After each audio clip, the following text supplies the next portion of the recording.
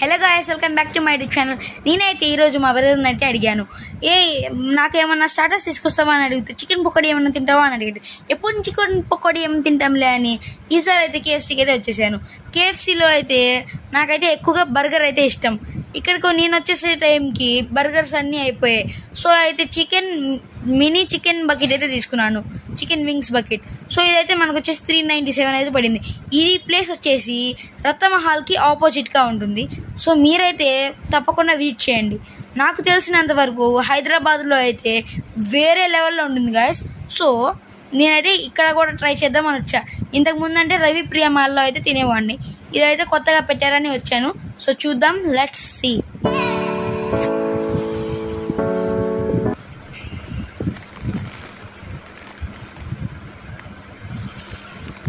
Thanks for watching. More videos కోసం subscribe చేసుకోండి.